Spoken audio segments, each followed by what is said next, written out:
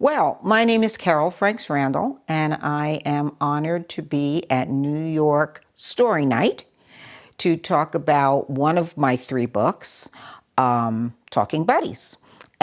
Before I begin, I want to thank Maria for inviting me, for reaching out to me, being persistent about that, and enabling this to happen, because there's nothing I love better than talking about my books. And I honestly believe that Talking Buddies is aligned with what this organization wants to do, which is really to celebrate storytelling.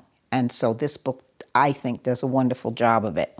In case you haven't seen it, here is what the cover looks like, just so you have a visual. And one of the first questions that I always get is, why did you write Talking Buddies? And I wrote Talking Buddies because one of the concerns I've had with respect to immigration and the way it is portrayed in this country is it's very much politicized. People talk about it through the political lens, but they seldom talk about it through the child lens. So what is it like when a child comes to our country, doesn't speak the language, maybe has left some family members behind, has had that disruption? What's it like for him or her? And as a lifelong educator, that's the lens I look at and I think about when I think about immigration. So I really wanted to write a book that put a spotlight on the child and the child's perspective.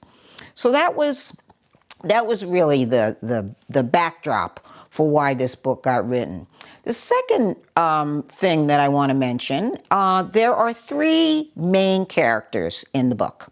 One is Alejandro, the boy who comes from an unnamed Spanish-speaking country to our country. And there is also Tyler and Lila, a brother and sister pair who go to a dual language school where they're learning English and Spanish. Now, Tyler and Lila, full disclosure, are my grandchildren. And when they were in elementary school, they were going to a dual language school and learning Spanish. And of course, working on their English as well. So I really wanted to highlight the importance of both of those things. And what do I mean by that? I wanted to highlight, as I mentioned earlier, the journey of an immigrant, but I also wanted to highlight how important it is for English-speaking children to learn another language. And as you read Talking Buddies, what you will learn is that there's value added on both sides. And what I mean by that is Alejandro is in this English-speaking situation. He's not at the same school with Tyler and Lila. They meet at the park, and he has to give a speech in English. He has to do an oral report, and he is terrified. So Tyler and Lila help him with his English. At the same time, Tyler and Lila are learning Spanish, and they want to get better at it. So they are asking Alejandro for tips about pronunciation and words they should use. So this is a give and take. There's value added on both sides. And that is an important element of this book. And I wanted to make that point. I wanted to make it in a way that young children could understand it, that adults could take it and run with it and talk about it and expand on those ideas. And so that was really the thinking behind how do I integrate these three characters and make them make sense to the people who read them. So that's what my thinking was.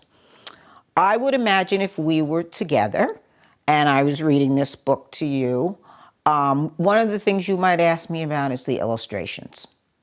Because in picture books, the relationship between the words and the pictures is really, really important. So I want to talk just a little bit about that. And I was extremely fortunate to work with a woman named Linda Farrington Wilson, who is an illustrator and a book designer, and she worked with me on all three of my books. And the beauty of our relationship is that she took my words with a few suggestions from me, and she just elevated my message. She elevated the story, and I know the story is central to why we're all here. And she just took it and ran with it. She came up with facial expressions that made sense and elevated the story. The book layout elevated the story. Talking bubbles where you actually hear the words that or you read the words that the characters say. Just all kinds of artistic ways and subtle and not so subtle ways that she elevated the story. So I really think it's important when you think about picture books is that marriage between those two things. And to me, the success of a picture book is how good that marriage is and how well those two entities work together to elevate the story. And Linda just did a superb job of that. And so I'm very, very grateful to her for doing that. What else do I want to tell you? I want to tell you a little bit about me in the context of storytelling. I have a website, and one of the things I do, there's many, many pages to my website and lots of really wonderful information. But one of the things I really suggest people do if they're reading this book to children in particular, there's something called discussion tips for parents and teachers. And I would invite anyone who's reading this to a child to take a look at that, because many of the things that we're talking about are embedded in those questions. But there's some other things. We don't have an hour. I could talk to you for at least an hour about this book. So I would really invite you to take a look at those discussion tips and questions. If you Google me, you will get to carolfranksrandall.com. Brown's Corner Press is the name of my website, and I really think it would be worth your while to take that extra step. So that's one thing I want to tell you about. The other thing that I want to tell you about is if you've read the book, and I hope some of you have, I would suggest you read it again. And the reason I would suggest that is it's a book with a lot of embedded messages. And as I mentioned earlier, some of them are very nuanced, some of them are much more subtle than others. So I would guarantee that if you have read the book and you read it again, you will see some things the second time around that you didn't see the first time. And I will tell you that when I go on author visits, and I know this book, I mean, I don't even want to think about how many times I've read and reread and made notes and changes to this book, there will be a child sitting in the audience who will point out something that I never saw before or never thought about before. So I'm very humble about that. I write the book, I tell the story, and then other people run with it, and other people interpret it, and other people find joy in it. And that's what's most enchanting and wonderful about being a children's book author. And I would invite you to take, to experience that and try to experience that through reading it more than once. The next thing I want to mention to you is I have an e-newsletter. And unlike many things that come in our mailboxes or inboxes, I write about 5 newsletters a year because I'm really sensitive to the fact that most of us, myself included, are getting much more email than we want. So I try to make them count. And I would invite you to go to my website, as I mentioned earlier. If you Google carolfranksrandall.com, you'll find me, and there's a little tab that says newsletter, and you can sign up. I will not share your email address with anyone. That's a promise. But I would love to have you be part of my e-newsletter community because you will get updates on things that I'm doing. I'm also a podcaster, so you will get a link to my podcasts either on Spotify or on my website.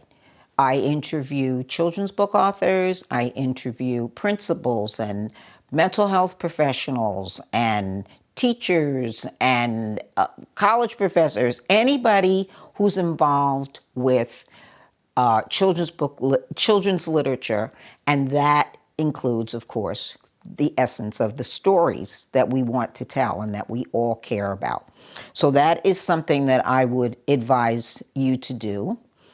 I don't have any other suggestions other than those, but I do want to thank Maria for inviting me, for bringing me into your community. I'm sorry that I don't live in New York anymore. I grew up in New York City and I lived just outside of New York City for 35 years after I grew up.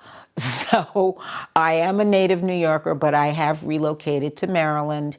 And so unfortunately, it wasn't possible for me to be with you tonight, but you can feel free to use my contact page and contact me if you have any other questions or you want to talk about anything in more depth. I'm very, very interested in hearing from people who are interested in my books and interested in my work as a literacy advocate. So with that, I'm going to sign off and say thank you very much. Wish your group much success as you continue to meet, as you continue to embrace stories, and hopefully someday maybe we'll meet in person. Thank you.